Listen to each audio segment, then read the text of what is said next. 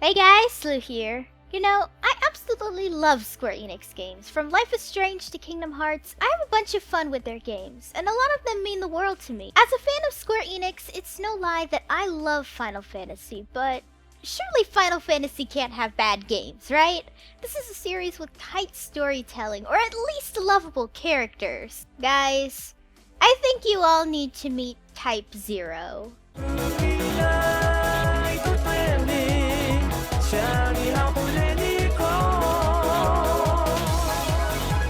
Final Fantasy Type 0 is an action RPG released on the PS Vita in October 2011. Then it was ported to PC, PS4, and Xbox One once, everyone saw the Vita tanked more than throwing a Goron into the ocean. The game was also part of the cancelled trilogy that included Final Fantasy 13, Type 0, and Versus 13, which is what we now know as 15, called the FABULA Nova CRYSTALLIS, which explains why Final Fantasy XV's demo comes with the game when you buy the Day 1 edition. On to the story first.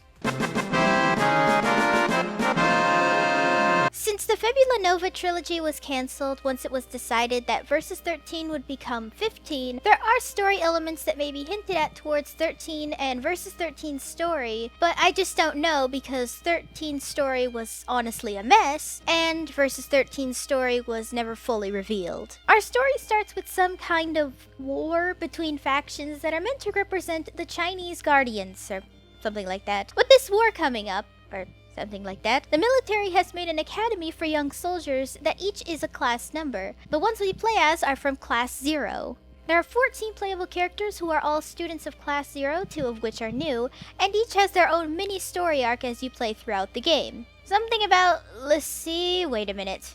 So we really are LITTY. Looks like it. You too? Yep.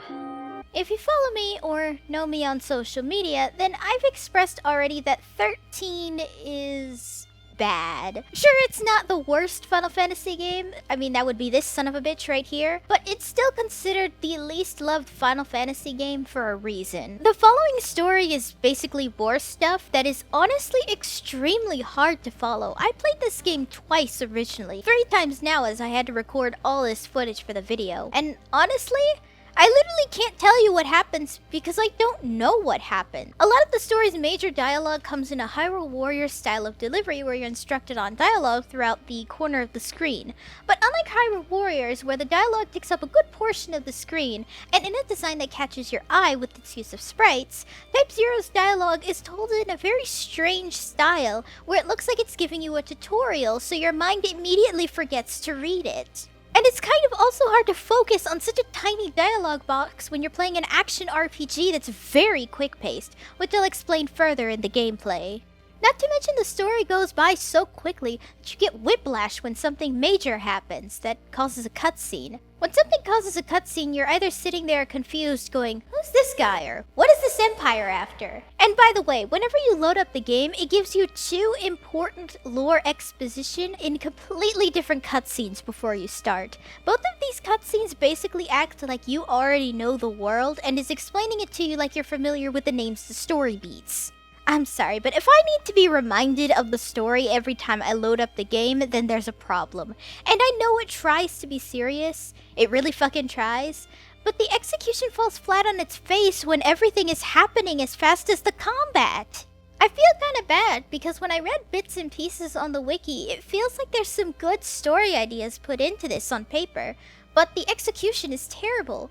Take everything that made 13 a bad story and don't follow any criticism for it, and that's it. That's Type 0 in a nutshell, and it's frustrating. Keep in mind that due to later explanations of the gameplay and my own dislike for the game, I have not finished it, though I know the ending. To be honest, I think the ending is okay, but considering what I'll talk about in a second, it comes across rushed once again, and I ended up not really feeling very emotional when reading about how it ends.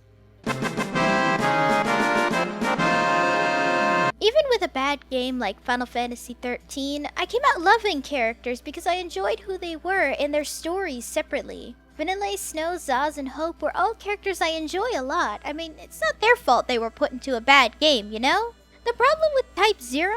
Every character looks similar to each other that it's honestly hard to believe Square Enix designed this game. Square Enix is known for immediately an iconic design, one that will stick with you even if you've never heard the words Final Fantasy in a sentence.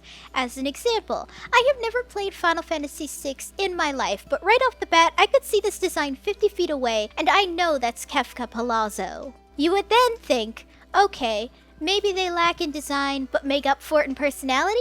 Nope. Because there are 14 characters with similar designs in a game that's already got a shit story, a lot of the characters end up feeling like repeats.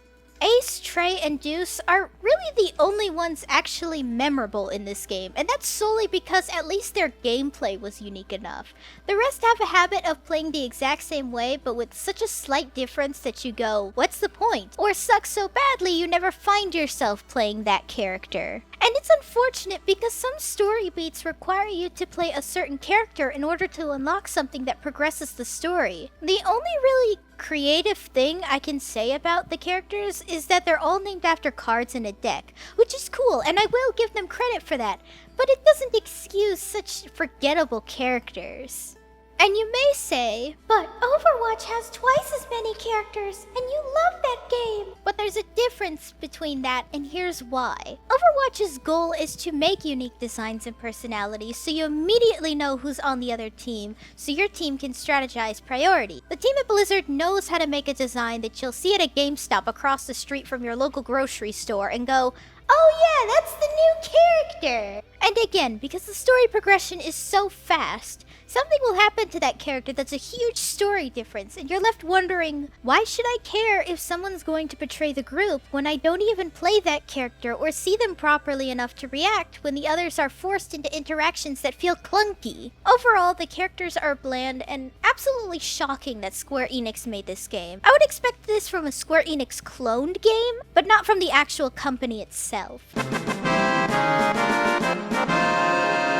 While the gameplay is fun at first, after a while it's a rinse-repeat style that offers nothing.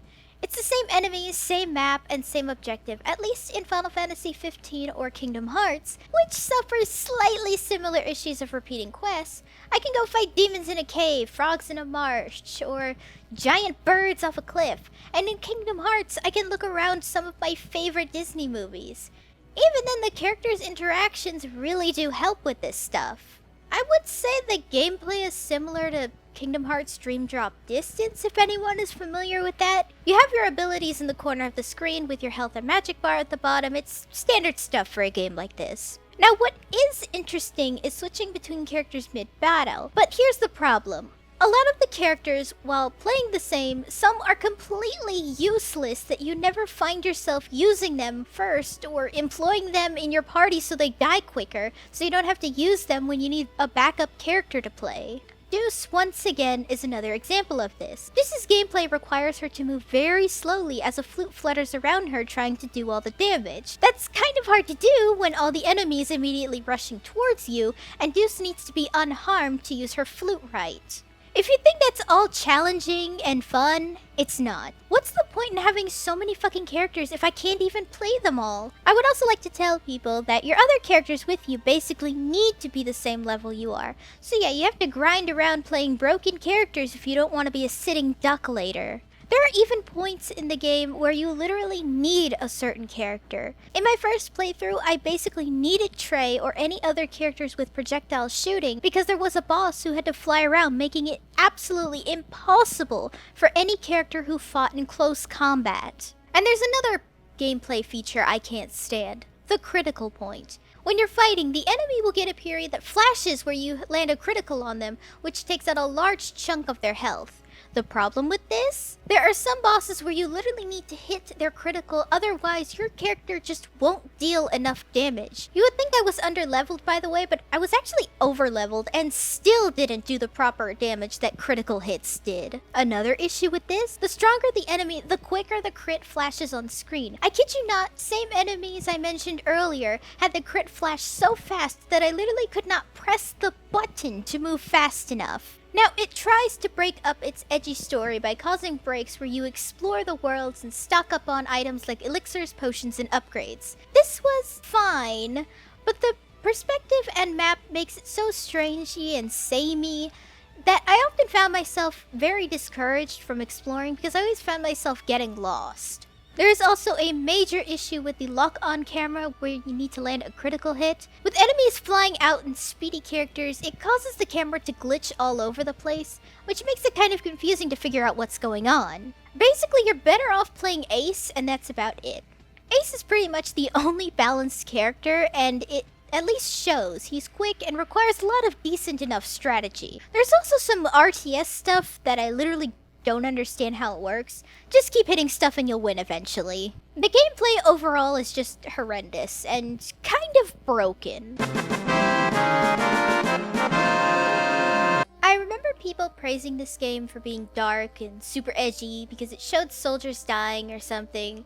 Are we all just gonna forget how brutal it was for Aerith to get stabbed like that by Sephiroth? Squall got Elsa'd right in the chest. Zack died in Cloud's arms, or Noctis getting a phone call that his entire kingdom was destroyed, thus hinting that millions of people fucking died. Everyone just kinda only remembers the laughing scene from 10. This game is not good at all. The game is just a mess. The story is extremely rushed and tries too hard to be a war story without taking its time with it. Characters look very samey with hardly enough development to actually care, and the gameplay is honestly broken. The visuals are nice. I mean, it's Square Enix. They know how to make unfairly beautiful people that dermatologists hate. But that's honestly the only positive thing I can give about this game. And the Final Fantasy 15 demo, because even with the criticisms, I still love 15 a lot.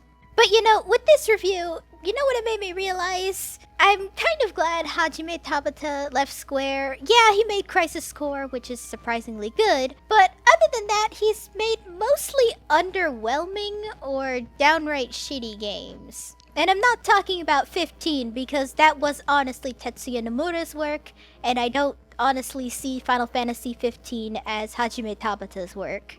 You may say it's Square's fault for probably giving him games that need to be sold by the next morning, but even a creator with the most severe of time constraints knows what to do. You'd think someone who has this much reputation at Square would know how to make a cohesive story by now, in almost a very short amount of time, but he clearly doesn't. Tetsuya Nomura suffered from some very tight time constraints when making Birth by Sleep, as shown by the abandoned Jungle Book world, and the game is one of the most beloved games in Kingdom Hearts. Overall, I would only recommend to get this game if you have the money to literally burn in a fire and it's on sale. I was lucky enough to buy this game on sale online because I would legitimately never pay $30 fucking for this game. I just hope that either Final Fantasy 16 or Final Fantasy VII's remake literally never do any of the bullshit that happened in Type 0, because this was the absolute worst Final Fantasy game I have ever played. Hey guys, thanks for watching. If you liked the video, then be sure to give it a thumbs up and consider subscribing if you're new. And if any old or new subs would like to help support the channel in any way, then feel free to visit my Ko-fi page down below in the description, along with my social media tabs. For any subscribers, new or old, who'd like to help with video ideas or maybe want to talk about anime or something, then I have a fan server linked down below. See you next time!